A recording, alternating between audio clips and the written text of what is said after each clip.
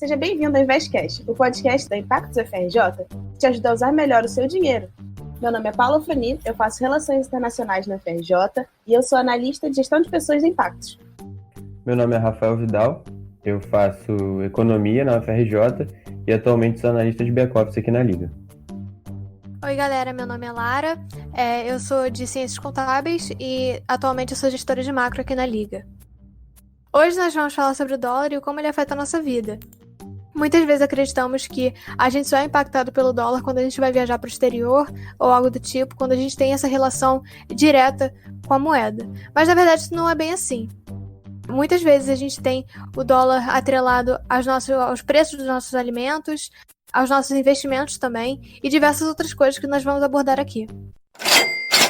Eu acho que é muito importante a gente começar falando sobre a nossa situação atual e o como a gente tem visto o dólar afetar a nossa vida atualmente. Então, agora, depois da crise do coronavírus, a gente tem visto uma volatilidade no dólar muito grande, mas muitas vezes a gente sequer entende o como isso impacta a gente. Eu acho que é muito importante a gente começar falando sobre como a economia foi afetada, não somente aqui do Brasil, mas também nos Estados Unidos, depois do coronavírus e da pandemia e de tudo isso que a gente tem vivido atualmente. Então, a moeda ela é muito impactada de acordo com políticas que o governo faz durante esse tempo, principalmente de crise, né, que a gente vê isso com mais frequência. E uma coisa que a gente pode ver com relevância são a liberação dos pacotes fiscais. O que são os pacotes fiscais? Eles são basicamente impressão de moeda de forma a sustentar a economia americana. Então, por exemplo, a gente tem visto um desemprego muito alto lá por conta do fechamento das lojas e de tudo, né? A gente teve que entrar em quarentena, então a gente viu um desemprego subir de uma forma exponencial. Então as pessoas têm perdido muita renda. Para a economia não estagnar, para as pessoas continuarem conseguir comprando, conseguir se sustentar mesmo durante esse tempo, o governo precisa liberar pacotes fiscais, então eles têm que imprimir moeda para dar diretamente para a população, para eles conseguirem continuar consumindo. Então, sendo que com isso a gente acaba tendo mais dólar no mercado. E tendo mais de uma coisa, por exemplo, se a gente tem um diamante, ele é super valioso, mas se a gente tem 1000 diamantes, ele deixa de ser tão valioso. Isso é muito importante a gente ver que isso acontece também com qualquer moeda, não só com dólar, mas também com o real. A partir disso que a Lara disse, a gente consegue chegar em outro conceito muito importante para a gente entender essa situação toda, né? De como a economia afeta o dólar. A gente tem o risco país. Mas o que é o risco país, né? Ele é um indicador que vai medir a instabilidade de um país nesse sentido político, econômico e financeiro. E também ele vai analisar o risco de crédito que investidores e empresas estrangeiras vão estar submetidas quando elas vão investir num país. Mas como é que a gente vai poder medir esse risco? A gente tem 3 grandes formas para poder medir ele, que é o MBI, o CDS e o Ratings. No caso, o MBI é o Emerging Market Bond Index Plus, e a gente tem o CDS, que é o Credit Default Swap, e os ratings. Então, vamos falar aqui do Credit Default Swap. Ele funciona mais ou menos como um seguro que serve contra eventuais calotes de títulos públicos que as pessoas pegam caso aconteça esse calote. Então, se um país tem uma demanda muito grande de CDS, significa que o risco país dele vai ser mais alto. Ele já vai ter um histórico de calote, as pessoas vão tender a se prevenir mais. Então, um bom jeito de você analisar o risco de um certo estado é fazendo via CDS. E aí, o mesmo serve para o MBI, né? Porque quanto maior tiver o MBI de um país, maior é o risco país dele. E por fim, a gente tem o rating. Você vai classificar o risco de país de acordo com a capacidade dele de honrar compromissos e pagar suas dívidas. E esse grau de medida, ele vai feito de A a D, sendo que o país mais exemplar, aquele país que sempre está pagando as dívidas, tem AAA, que é o AAA,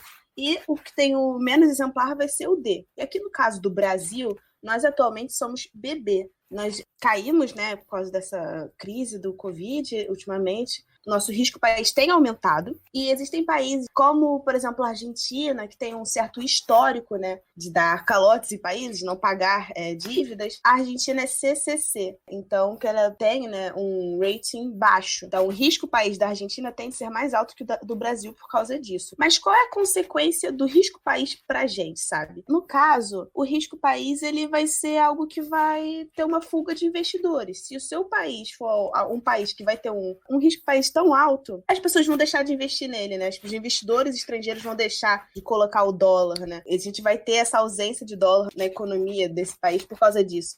E pode acontecer o inverso, né? Se o seu risco país for baixo, você vai atrair mais pessoas para investir, né? Então vai deixar mais movimentada a sua economia. Dentro dessa discussão que a Paula trouxe aqui para a nossa conversa, vale salientar o que a gente viveu no período pré-pandemia e durante a pandemia, né? Em que a gente estava tendo uma diminuição da taxa de juros, principalmente pela política monetária adotada pelo governo e uma baixa inflação. Além disso, com a pandemia, a gente teve uma fuga de capital estrangeiro no Brasil e isso fez com que pressionasse o dólar a patamares em que ele se manteve até os dias atuais. Isso se dá principalmente pela oferta e demanda que a Lara até comentou no início desse bloco. Porque quando o investidor estrangeiro ele vem colocar investimento, colocar capital, colocar dólar na economia brasileira, ele quer sempre fazer aquela conta de risco-retorno. Lara, eu fiquei com uma dúvida naquilo que você falou, talvez essa dúvida possa surgir quando for ouvir. Quando você falou que aumentou a oferta de dólar na economia americana, isso faz com que o dólar ele fique mais forte ou mais fraco? Mais fraco, mas como, Para o Brasil, por exemplo, que o dólar... Então, como o Brasil, pelo contexto brasileiro, o nosso real, se desvalorizou com muito mais força do que com o dólar. Então, por exemplo, isso eu tô tratando de moedas sozinhas, sabe? Então, o real, a gente já tem um risco país muito alto. A gente já tem uma dívida pública muito alta. Qual é o efeito disso? Se a gente ficar emitindo mais moeda para cá, a gente não tem como sustentar isso por muito tempo. Não tem como sustentar tanta moeda assim. Isso não vai rodar de uma forma, saudável, sabe? Isso aqui pro Brasil, a gente é um país subdesenvolvido. Então, assim, essa emissão de moeda, que não é tão grande quanto a dos Estados Unidos, foi um baque muito maior pra gente. Eles puderam emitir trilhões de dólares sem que, isso desvalorizasse tanto. Isso desvalorizou o dólar, realmente, mas a gente teve que fazer, essa mesma política e acabou desvalorizando o real com uma força muito maior. Por isso que a gente tem visto o dólar aumentando, de uma forma exponencial frente ao real. Isso se dá muito também pelo Brasil adotar políticas parecidas com o do Fed, claro que não nas mesmas proporções, né? Mas tendo a moeda, o real, que é uma moeda de país emergente que não é utilizada tanto como moeda de troca e reserva de valor como o dólar é no mundo, né? Não dá um lastro de impressão de moeda tão grande quanto os Estados Unidos possuem, né? É realmente insustentável, sabe? Não vou dizer que realmente são políticas parecidas, até porque todos os países tiveram que fazer isso, porque em qualquer situação em que a gente tenha desemprego muito alto, a gente tem que manter essa renda mínima para a galera continuar se sustentando, consumindo e tudo mais, fazendo a economia girar. Sendo que se você tem muita moeda e a galera continua, não consumindo direito, isso vai estagnar de certa forma, sabe? Isso não vai acontecer muito nos Estados Unidos e acontece muito mais no Brasil. Isso tem um risco muito maior no Brasil, por isso que ele se desvaloriza mais. Levando em consideração também o cenário que a gente tem de juros baixíssimos, então a gente tem a atratividade quase que zero para o investidor estrangeiro vir para o Brasil, além da instabilidade política e até a instabilidade econômica que a gente vive atualmente, né? Com elevação do risco país, principalmente pelo endividamento que é discutível, mas foi necessário pelo momento extremo que a gente vivia, só que não pressionou tanto a inflação, pelo menos no curto prazo, porque a gente teve uma crise de demanda muito grande, né? Com certeza. Isso, assim, são só fatores mais fortes de que o Brasil, o real, na verdade, né, não tenha uma capacidade como moeda emergente, de se manter como o dólar. É por isso que atualmente, principalmente em momentos de crise, não só como esse, no momento de coronavírus, mas a gente já tem visto uma alta do dólar historicamente no nosso país. Isso pode ser abordado um pouquinho mais à frente. A gente tem visto altas muito relevantes do dólar frente ao real. Com certeza. Pelo que eu dei uma olhada, o real foi a moeda que mais se desvalorizou frente ao dólar, né? Contra os países emergentes foi a moeda que mais se desvalorizou. Como eu havia dito anteriormente, a taxa de juros baixíssimas, zero atratividade para o investidor estrangeiro, né? Com certeza. A gente já tem tido um problema muito sério de fuga de capital estrangeiro desde antes mesmo da pandemia. Isso só piorou nossa situação porque a gente precisa de investidores estrangeiros no nosso país. Por quê? isso facilita, isso colabora, né, com o desenvolvimento do nosso país, a gente tem mais dinheiro circulando aqui, então todas as empresas vão ter mais capacidade de se desenvolver. Isso dá mais espaço para investidores externos crescerem aqui no Brasil, mostrarem que aqui realmente é um bom país para se investir. Não só para se investir, mas para desenvolver seus negócios também. Relações comerciais no Brasil, aqui no Brasil, são extremamente complicadas e burocráticas, né? A insegurança Sim, jurídica é muito grande aqui no Brasil, né? Então a atratividade fica muito baixa, né? E se a gente facilitasse isso, colaboraria muito para a gente, não só para o desenvolvimento do país, mas também com a entrada de dólar no país com investimentos estrangeiros, a gente também regularizaria um pouco da nossa situação, né? Porque com mais dólar no país, a gente teria essa desvalorização do dólar frente ao real e a gente não teria um dólar tão caro assim. Então, essa entrada de investidores estrangeiros facilita bastante a nossa vida no longo prazo. Outro fator importante de se falar quando a gente fala de como a economia afeta o dólar é da inflação. A inflação ela afeta o dólar indiretamente, principalmente pela taxa de juros, porque com o aumento da inflação, uma inflação alta, ela faz com que o Banco Central tenha que aumentar a taxa de juros. A gente vive um regime de metas de inflação. Então, para controlar um possível aumento da inflação, o Banco Central teria que aumentar a taxa de juros. O aumento da taxa de juros melhora aquela atratividade que eu falei para vocês sobre risco e retorno. Então, isso, teoricamente, influenciaria o real de forma positiva, desvalorizando o dólar frente ao real. Como a gente havia falado anteriormente, nossa moeda, o real, tem uma relação muito forte com o dólar, assim como todas as moedas do mundo. É inegável atualmente dizer que o dólar é a moeda que mais afeta a economia mundial. Mas, como a gente também já disse anteriormente, ela não é afetada simplesmente pela troca do real para o dólar ou do dólar para o real. Então, ela impacta vários aspectos da nossa vida. A alta do dólar, obviamente, é um pouquinho desagradável pra gente, não é tão válida assim em certos aspectos, principalmente para nós, cidadãos, pessoas físicas. E nós temos visto um desempenho do dólar frente ao real bem volátil nesses últimos 20 anos. Vidal, você gostaria de falar um pouquinho mais sobre isso? Então, a gente vê altos e baixos muito grandes no dólar frente ao real, né? A gente chegou a ver no início do plano real ali o dólar 1-1 com o real. Quem é um pouco mais antigo, eu diria, viveu muito bem essa época, né, do dólar ali a R$1, 1,20, mas é um pouco insustentável pela nossa moeda ser de país emergente, pelos riscos que a gente possui serem totalmente diferentes dos riscos dos Estados Unidos, né, da moeda e da economia deles. Então, era insustentável para a época e a gente teve suscetíveis aumentos para que chegasse ali a um normal, a um ponto de equilíbrio entre real e dólar. Historicamente, o desempenho do real frente ao dólar é muito atrelado aos problemas que nós, Brasil, possuímos, seja político ou seja econômico. Não é tão influenciado, claro que é influenciado, mas não tão influenciado às políticas econômicas americanas. É muito voltado também à instabilidade política e instabilidade econômica que a gente vive, a falta de continuidade do trabalho econômico e do trabalho político no Brasil. Nós temos trocas suscetíveis de pensamentos econômicos, pensamentos de políticas econômicas no Brasil, que torna muito mais difícil e aumenta muito o risco dentro do Brasil, e isso cria uma maior volatilidade do dólar frente ao real. Eu acho muito importante também a gente falar sobre como o real mesmo, como o Vidal já disse, tem uma mudança muito brusca frente a essas crises, né? Então a gente já viu o dólar sendo R$1 igual a $1, mas atualmente a gente chega a ver o dólar batendo a praticamente R$6. Então, isso só mostra como um país emergente é afetado por essas instabilidades, por ser um país subdesenvolvido, e o como, isso realmente afeta a nossa vida. Isso não se trata somente de quanto a gente converte ele mesmo, mas também o como o dólar vai chegar aqui para o Brasil, né? Então, a gente vê, por exemplo, a gente não vive somente de produtos que são produzidos aqui, muitos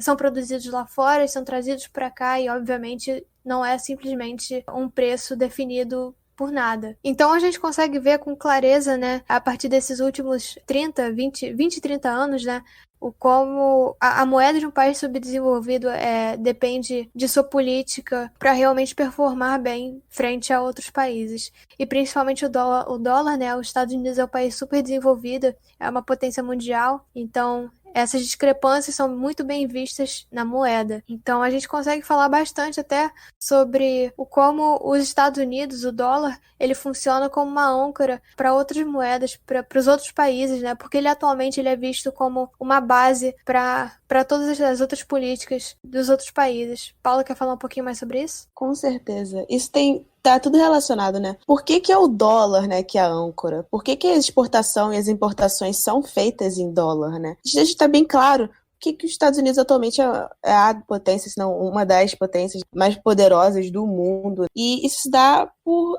dois motivos, né, muito grandes. Por que a gente pensa, por que quando o iene sobe, a gente não tem uma mudança muito brusca no nosso cenário brasileiro, sabe? Mas quando o dólar sobe, a gente percebe claramente essas mudanças. Então, né, são aqueles dois motivos. Isso porque o dólar, ele é uma moeda de reserva internacional e ele também é uma moeda veículo. Mas o que são esses dois, né, top? A moeda veículo é aquela que é utilizada nas transações internacionais. Então, o comércio internacional, ele é feito via dólar, como já tinha mencionado antes. A moeda veículo é a moeda que vai ser feita para a importação e a exportação. Se a gente quer comprar arroz, a gente vai comprar arroz em dólar. Se a gente quer exportar, a gente vai exportar em dólar. Então, pelo dólar ser a moeda veículo, isso impacta muito quando ele vai subir, já que todas as transações internacionais são feitas pelo dólar. Então, por isso que a gente tem esse impacto tão grande. As transições estão sendo feitas pelo dólar. E a moeda de reserva internacional, que basicamente quer dizer que é a moeda que os outros países vão utilizar para a reserva deles, tipo, nos bancos, essas coisas, é a moeda que ela é mais forte e que ela vai ter um senso de segurança, sabe? Quando acontecer essa variação, essa volatilidade que as moedas mais fracas tendem a ter essa reserva em dólar é uma questão de estabilidade, né? E então, não estou falando que é só o dólar, que é uma moeda de reserva internacional, outras moedas, tipo o euro, né, o ien, até a libra, né, não está sendo tanto agora por causa do Brexit, mas elas são moedas de reserva internacional. Só que acontece que o dólar é a que você mais vai encontrar como garantia, sabe? Como uma moeda de reserva. Então, por esses dois motivos, a gente deixa claro por que o dólar é a âncora mundial, sabe? Por que quando ele muda, que a gente vai poder entender tudo isso que está acontecendo no planeta, basicamente, né? Acho que fica bem resumido e acho que é isso. É muito importante, Paula, esse aspecto que você disse sobre as importações e exportações, principalmente nós, brasileiros. O Brasil tem a economia muito voltada para exportação, nós exportamos muito commodities, então nós temos um desenvolvimento muito voltado para isso. Então, o dólar, que vai ser uma moeda veículo, a gente acaba dependendo muito do preço do dólar, né, frente ao real, para a gente conseguir exportar bem. Então, quais são os efeitos, né, de um dólar alto para a gente exportar? Quando a gente exporta algum grão, qualquer coisa, a R$2, tá barato relativamente comparado ao preço de agora, que é R$5,50, vamos dizer. Então as pessoas vão querer exportar mais, mas ao mesmo tempo a gente vai acabar recebendo menos. Então se 1 quilo de arroz tá R$2, as pessoas vão comprar mais por menos. Então a gente vai, querendo ou não, ganhar menos em cima do que a gente produz. Então, o que está acontecendo agora? As pessoas estão tendo uma produção, a gente está tendo uma produção muito alta, a gente está tendo que exportar muito com um dólar muito alto. A gente está ganhando muito em cima do que a gente está produzindo, do que a gente está exportando. Mas isso é um pouco sustentável a longo prazo, porque as pessoas não vão querer comprar tanto assim, sendo ele tão caro. Vão esperar um pouco mais, ver se o dólar baixa, para continuar comprando da gente. É porque, tipo, o dólar mais alto, eu sendo um exportador de grãos, eu consumo em real, né? Meus gastos são em reais. Melhor para mim, exportador, né? Sim, exatamente. O dólar mais alto vai ser melhor para você porque você vai estar produzindo a mesma coisa e recebendo mais. Então, por exemplo, se você tem um pacote de qualquer coisa, um pacote de arroz, vendendo a R$5,50, você vai ganhar mais do que se você vendesse a R$2. Isso é muito válido pra gente. A grande questão é, nem todo mundo vai querer ficar comprando. A gente tá tendo essa demanda muito grande por alimentos, então a gente acaba, querendo ou não, exportando bastante atualmente. Mas a gente vai ver nos próximos tempos que isso não vai conseguir se sustentar. E se o dólar continuar muito baixo, a gente não vai conseguir continuar exportando tanto quanto a gente exportava. Então, é toda aquela relação que a gente tem, né, de oferta e demanda. Dentro desse tema, Paula, eu queria te fazer uma pergunta. Eu, esses dias, estava no mercado e eu vi preços de alimentos, principalmente arroz, né? Que é muito presente no dia a dia da família brasileira. E eu queria saber por que o arroz aumentou, principalmente pela fala da Lara, que os produtores de arroz, eles ganham muito dinheiro em cima de um real desvalorizado, né? Então, por que o preço aumentou? Por que o preço para a gente aumentou se para eles é mais barato produzir? Então, isso é uma coisa muito importante, né, pra gente falar. Tem tudo a ver com esse tema. Então, isso acontece porque o Brasil produz sim arroz, só que o arroz é um alimento que a gente consome muito. Então, o arroz que é produzido no Brasil não é capaz para sustentar a demanda que a gente tem. Então, a maior parte do nosso arroz, ele vem de exportação. Ele vem de importação, perdão. Então, acontece exatamente o contrário, né? A gente tem que... Quando a gente importa um produto e o dólar está alto, a gente vai ter que pagar mais, porque quando a gente faz essa transição, né, o real vale pouco. No caso, se o dólar está a R$5, a gente vai ter que gastar 5 vezes mais para a gente consumir esse arroz que está vindo importado. Então, por causa disso, o arroz fica com esse preço mais caro, que resulta, né, nisso tudo. E não só isso, o arroz fica mais caro, mas tem uma cadeia de acontecimentos que acontecem por causa desse aumento na alimentação, por exemplo, né? O que acontece? O dólar fica alto, a gente importa o arroz por um preço mais caro para a gente não ter esse prejuízo na hora de vender. Vende mais caro também, e aí, por exemplo, o consumidor vai comprar isso, e aí, por exemplo, eu tenho um restaurante. O restaurante vai produzir mais caro também, porque vai ter que comprar um alimento que está, de novo, mais caro, e vira tipo uma sequência de acontecimentos, quando você vê, tá tudo com preço mais caro. Tudo fica com preço mais alto por causa dessa importação e da exportação, por causa do dólar. É um impacto que a gente não acha que está acontecendo na nossa vida, mas realmente sim, o dólar está influenciando tudo isso, tudo na nossa vida. E a gente acha que não é só na alimentação que isso acontece. O Brasil, né, a gente investe, a gente exporta muito matéria-prima, mas o que acontece com o que a gente importa? A gente importa muita tecnologia, a gente importa muito, por exemplo, equipamento para saúde, ingredientes para fazer remédio que a gente produz aqui, muita coisa a gente importa, né? Então, quando a gente tem esse aumento no dólar, esses produtos também ficam mais caros no nosso dia a dia. Por exemplo, o Brasil tem capacidade de produzir isso, porque o mais importante para a gente produzir tecnologia é a gente ter mentes, né, capazes de desenvolver isso. E o Brasil tem sim essas mentes, a gente tem formação para fazer isso, mas o que acontece é que o Brasil não está investindo na produção de tecnologia, na produção, né, desse desenvolvimento. Então, por isso, a gente fica meio que em déficit nesse sentido, de que a gente vai ter que sempre estar importando. E quando o dólar fica alto, a gente sofre bastante por causa disso, né? Principalmente no momento de uma pandemia, que a gente está precisando dessa tecnologia, desse desenvolvimento, desse material médico, que a gente está muitas vezes importando, né? Então está muito enraizado essa questão do dólar no nosso cotidiano e que a gente não está vendo acontecer, mas está lá. Eu acho muito importante também a gente dizer, isso está acontecendo tanto na importação quanto nas exportações. A gente tem visto uma queda de estoque muito grande. Isso, obviamente, afeta o nosso preço. Eu vou dar um exemplo aqui, muito mais com as nossas commodities, a gente tinha um estoque de grãos muito grande, sendo que esse aumento de exportações que a gente tem tido durante essa pandemia, as pessoas quiseram exportar mais por conta dessa necessidade de mais alimento para os seus respectivos países, e a gente acabou tendo um estoque muito baixo aqui no Brasil. Então a gente tem tido uma queda de estoque, principalmente no arroz, que foi a pergunta do Vidal, muito discrepante. Isso, querendo ou não, quanto menos estoque a gente tiver, vai ficar mais caro o nosso produto. É aquele exemplo que eu tinha dado sobre o diamante, né? Um diamante é muito valioso, 1000 diamantes não são tão valiosos assim. O inverso acontece, né? A gente tem muito arroz, não fica tão caro, mas se a gente tem menos arroz para nossa produção interna, ele vai, querendo ou não, ficar mais caro também. A partir desses exemplos que a gente acabou de citar, é muito importante a gente dizer, então, que a gente está muito exposto a um cenário com o dólar tão presente. A gente tem essa ligação muito forte com o dólar e, querendo ou não, a gente acaba perdendo poder de compra em momentos de crise como esse.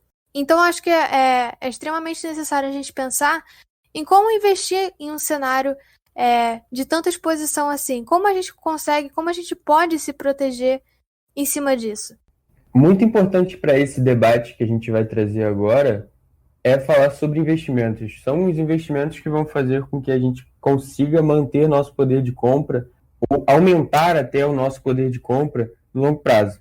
Visando principalmente a moeda, como essa moeda, como o dólar, afetaria a nossa economia, o dia a dia de nossas vidas. A partir disso tudo que o Vidal já falou, né, de investimento, de ter um pensamento a longo prazo, os investimentos são sempre uma saída muito inteligente para você poder lidar com essa variação que a gente está sempre sujeito devido à volatilidade do real, né?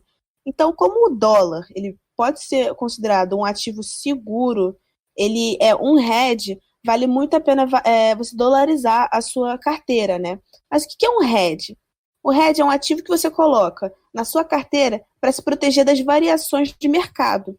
Então, ele é um ativo mais estável, né? Então, essa estabilidade, essa segurança, você vai estar um pouquinho mais protegido da variação cambial, que é aquilo que a Lara já tinha falado, né? É meio que uma coletânea de tudo que a gente já falou aqui, é um jeito de você poder lidar com essas variações que têm acontecido, que acontecem e que a gente, como brasileiro, né, a gente está sempre sujeito.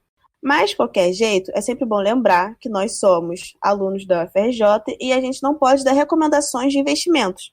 Tudo isso aqui, deixando claro, né, que nós somos universitários, nós não podemos dar conselhos de investimentos para vocês. Isso é só o que a gente faz de acordo com os nossos estudos dentro da Impactus, como Liga Financeira.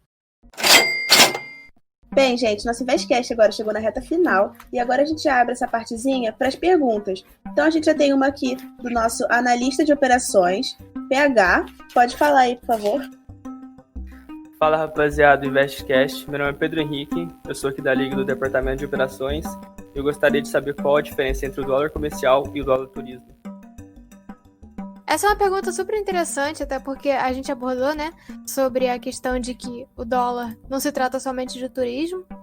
Então, o dólar que a gente vê, por exemplo, nos jornais, a cotação do dólar, que a gente costuma ver mesmo, é puramente o dólar comercial, que é o dólar que está sendo usado para definir as taxas do mercado.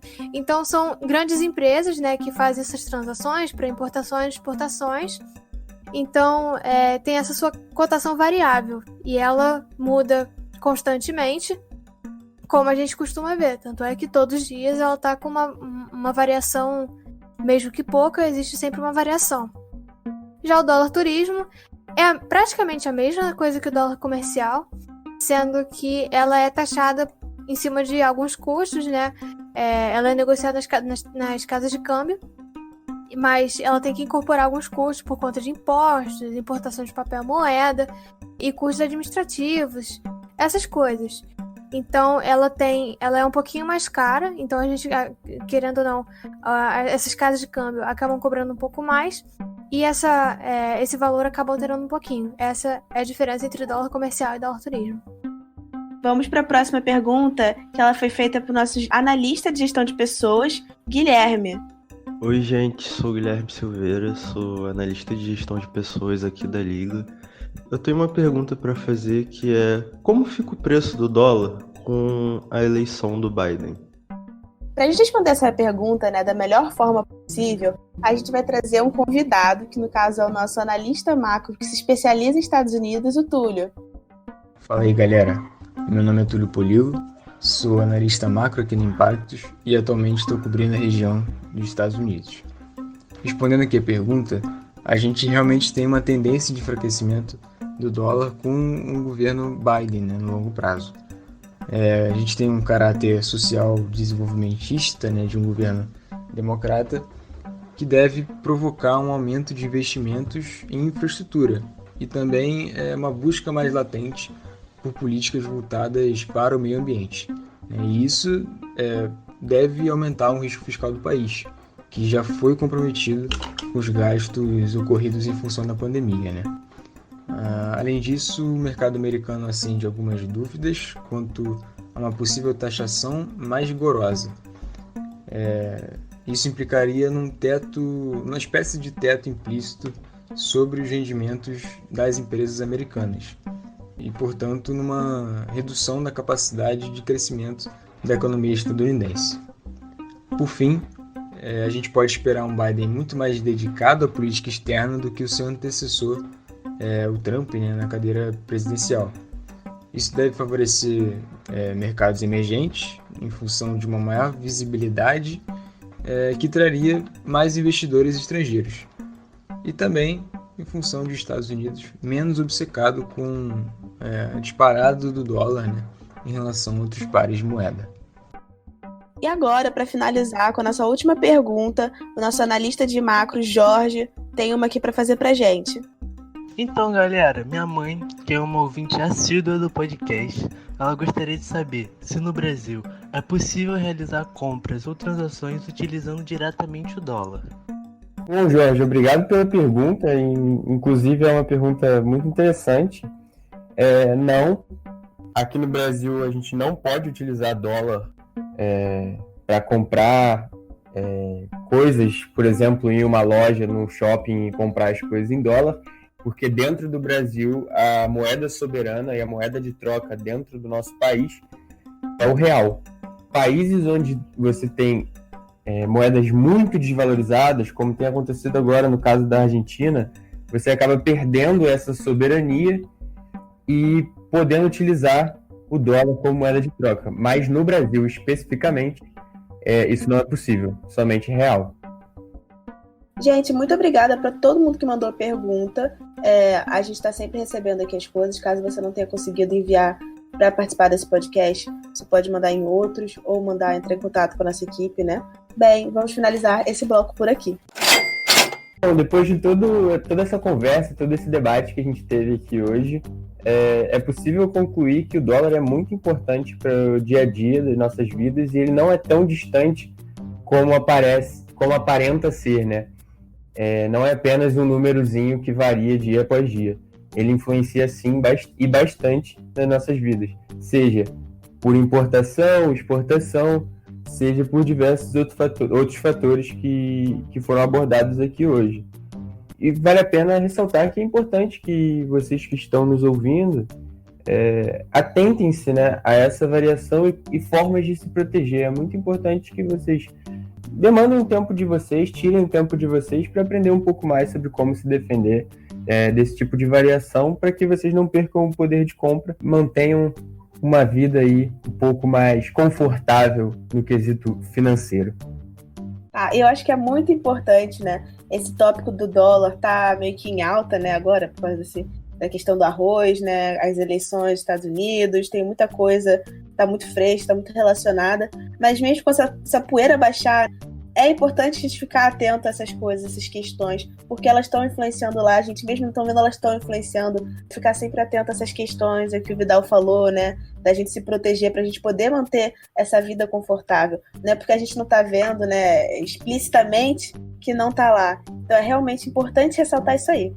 Eu acho que a gente abordou nesse podcast um tema extremamente importante para as nossas vidas, para todo mundo que tem que ouça um pouquinho de jornal, ter um entendimento maior sobre o que está sendo falado, por que está sendo falado. E assim, é claro que investir é sempre muito importante, mas também somente esse entendimento sobre o que está acontecendo atualmente, sobre o que tem acontecido, o que pode acontecer, já é essencial. Então, eu espero que tenha sido um assunto extremamente relevante para todo mundo, que todos tenham conseguido aprender bastante com a gente. Impactos UFRJ descomplicando as finanças do seu cotidiano, porque aqui o seu dinheiro é um assunto de impacto. Agradecimentos à equipe de produção: Luana Reis, Camila Santana e Maria Clara Barja. Esse podcast contou com as vozes de Paulo Frani, Rafael Vidal e Lara Bicalho. Por último, muito obrigada a todos os nossos seguidores que nos enviaram perguntas. Nos siga nas nossas redes sociais, Impactos UFRJ no Facebook e no LinkedIn. @Impactos_UFRJ no Instagram e impactosufrj.com.br.